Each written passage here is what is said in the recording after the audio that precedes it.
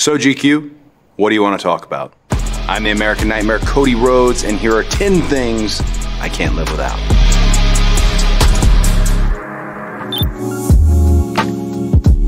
My first essential, I would say, is the most essential, and it is a photo of my wife, my daughter, and myself. Not just a photo of family, which obviously that's why it's essential, but at a certain point in the past year, going into WrestleMania, my tour bus set on fire outside of Lincoln Financial Field, and I had a few minutes, more like a few seconds, and this was the first thing I grabbed. These are the whys in what I do.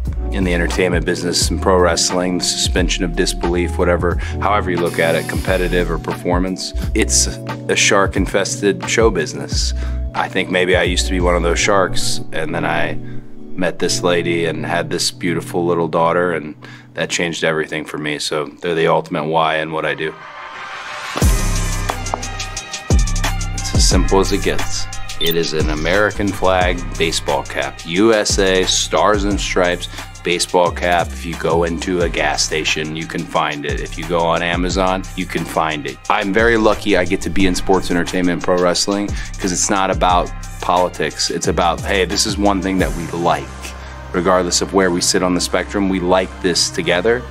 Let's do this pro wrestling thing. But yeah, this hat goes everywhere with me because it's also my little, you know, incognito hat to the airport. I've been told that my incognito outfit is actually so covert, it's overt, because I always wear this hat and then I'll wear a sleeveless hoodie with the hood pulled over it. Try to cover up the tattoo if I'm just trying to move through, but I can say that with wrestling having hit this new phase of popularity, it's not as easy as it used to be. It's by no means a problem. It's the greatest complaint to have, but it's not just one or two people anymore. It's become kind of a madhouse whenever I go anywhere. But yeah, it's also part of my little kayfabe, as we like to say in the wrestling business.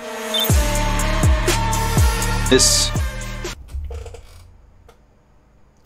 Cody Rhodes, did you just basically tell us you're gonna vote for Trump? I'm not being hypocritical or nothing like that. If you vote for him, you vote for him. That's on you. That's a hard belt, by the way. I'm not gonna lie. I like that belt. You vote for Trump. Manifestation, this physical form of the title belt, this dates way back, 50 plus years of history, when it was originally the WWF. This is even pre-WWF. This was the Worldwide Wrestling Federation's championship belt, the same one that Buddy Rogers had, the same one that superstar Billy Graham had, New York legend Bruno Sammartino had, and it is the same title that in the Garden in 1977, my dad put around his waist, went up on the buckle and held it up, only to have not won the title based on a technicality of someone going over the top rope. So he had it, and he let the people see that he had it and have that moment, but then it was taken away from him. That became it. 8 years old, I want to win this title, and while he was still alive, I wanted to hand it to him. The whole tagline of Finish the Story, it stems from this moment in New York in 1977, and I feel like at WrestleMania 39, last year's WrestleMania, everybody thought, oh, well, that's the most obvious thing ever. Cody's gonna win the WWE Championship and start that run, the first time ever a Rhodes with the WWE title. Didn't happen. The task then got even hairier in a sense that The Rock decided to show back up and decided, oh, I'm just gonna take the match that Cody was slotted for. And in the end, all of this chaos, something magical happened. We get to WrestleMania 40, we finish the story.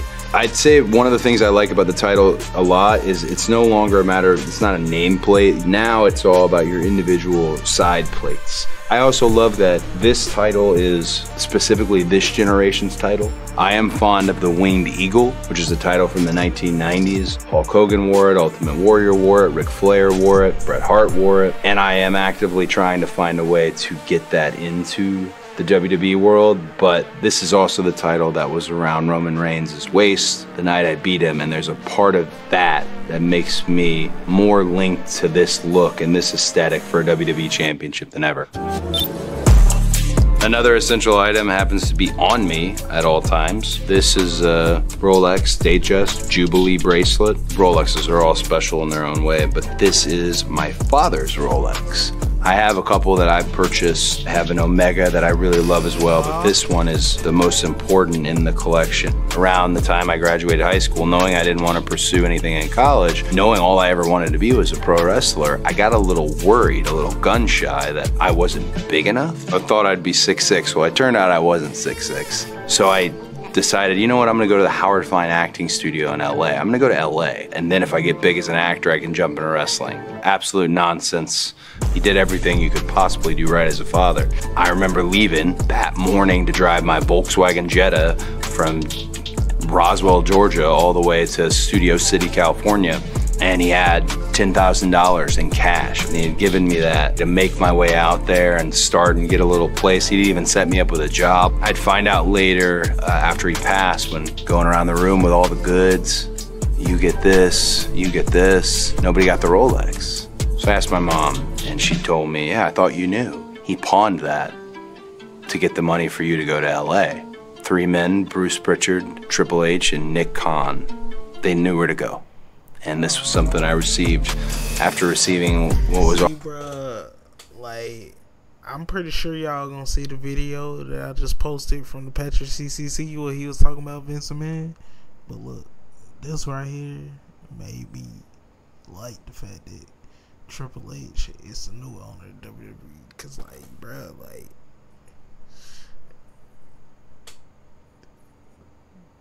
that's a nice gesture right there. I like that. Already the greatest night of my professional career in WrestleMania 40, right there in Gorilla for the world to see, and it's as essential gets.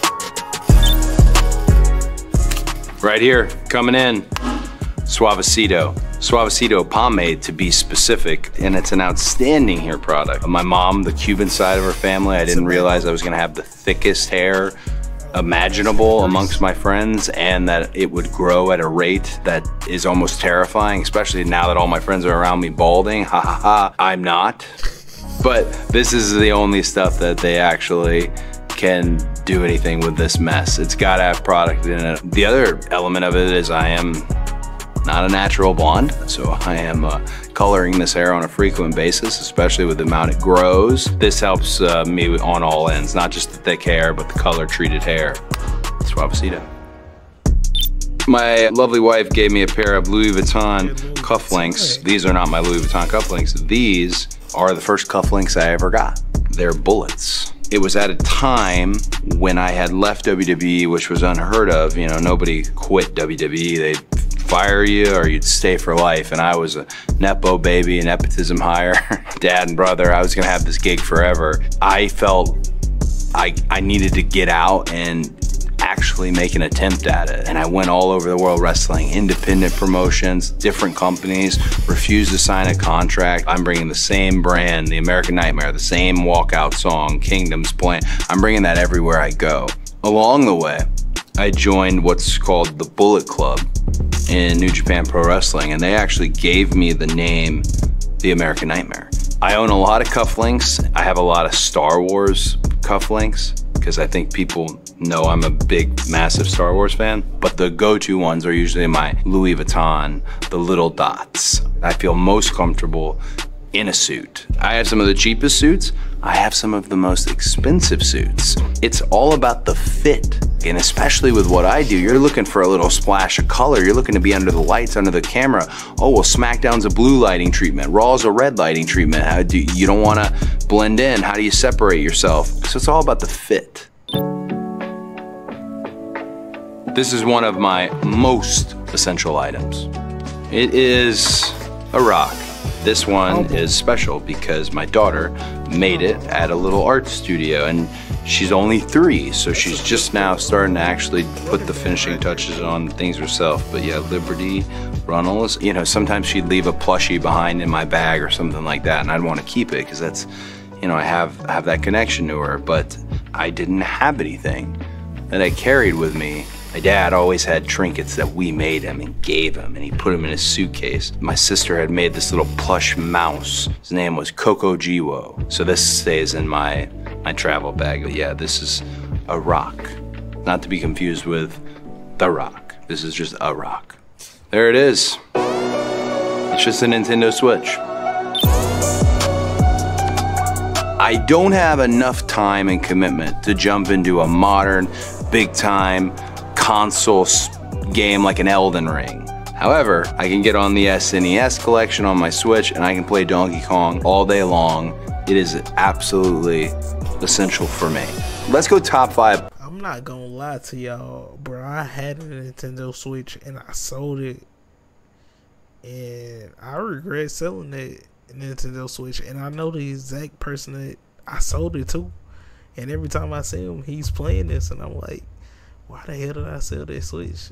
Like, bro, I know why I sold it because it's more like you need, it's a multiplayer type of console, bro. You need people to play games with. On a Nintendo Switch, it's gonna be a little boring, but nigga, Nintendo Switch has some solid games. I might gotta give me another Switch. I don't know.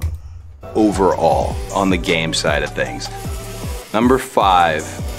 Ghost of Tsushima. Ghost of Tsushima works really great for me because it's a narrative game. History of Japan's included in there. Love that. That's gonna be my number 5. Number 4 is going to be the original Halo Combat Evolved. That was the first. And obviously I know we had FPSs before. We had GoldenEye. Gosh, it's the dangest. It's the best. But Halo had a streamlined element to it. I am a terrible marksman in Halo, but if you put me on the back of a Warthog, I can get that flag. 3 spot, Red Dead Redemption 2. I never even played the first Red Dead Redemption. Bro, I'm not gonna lie to y'all. I had Red Dead Redemption 2 on my PS5 since that game has came out. Literally, that game came out. I can't even tell you how many. It was so many years ago that game came out. And it wasn't even that many years ago, but it was more years ago than time that I'm just now playing that game, nigga. And remind you, I had that game since it actually came out, part 2. That game came out like what, 2014, 2015. Nigga, I graduated around that time, and I'm just now playing this game. The game is phenomenal, bro. I'm not gonna lie. Phenomenal. I was sleeping on a great game and I had it. I didn't even know what was going on, but Arthur's story. Plus I have this love for America and the history of America. And here you are going through this period of post-Civil War. What's it like? So I loved Red Dead Redemption 2. Alrighty, we're down to the final 2. It's easy for me. Number 2 is the original Metal Gear Solid. To me, it's a game changer. And when the movie comes out and is a big blockbuster, massive hit, and everyone's like, oh, where's the source material? It's right here. Metal Gear Solid for the original PlayStation. It changed everything about modern games. Number 1, right to it, the main event, the champion of all games. It's The Legend of Zelda Ocarina of Time. It just is. And there will be people who watch this and are like, oh, Majora's Mask. Majora's Mask is like DLC, dog. It's great, but it's an extension of Ocarina of Time. Those are my top 5. Bro, I'm not gonna lie to y'all. I used to sleep on DLCs. I enjoy DLCs. I don't know if it's because I'm getting older and I want to play like more storytelling games. For a while, I was stuck on the 2Ks, Need for Speeds, Madden. That shit's getting boring. It's getting tried. 2K is getting so ass. Y'all know. And I still keep buying them. I don't know why. I gotta stop. But them DSLs, they've been grabbing my attention lately. Boom. Good old-fashioned pro wrestling boots, which apparently are out of style these days, but these are traditional. Well, I guess not so traditional, and what makes them not so traditional is I don't do a lace-up.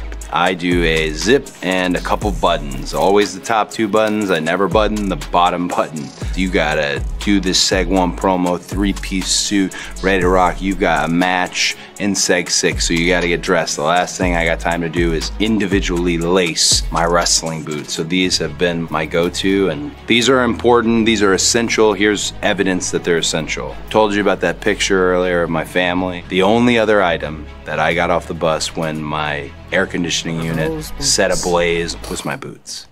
Somebody was asking the other day, they were trying to define like a specific point when things really changed for me. One of those specific points is the first time I put on the robe that I have now, which people liken to the character Homelander from The Boys. I think that's more the two blonde people. The design for all of my gear. I'm not gonna lie, after watching a couple episodes of The Boys, he for sure give off a Homelander vibe. For sure. The design and the work itself comes from a woman named Sandra Gray, who has outfitted almost every wrestler ever in every company and has been doing it since the early 90s.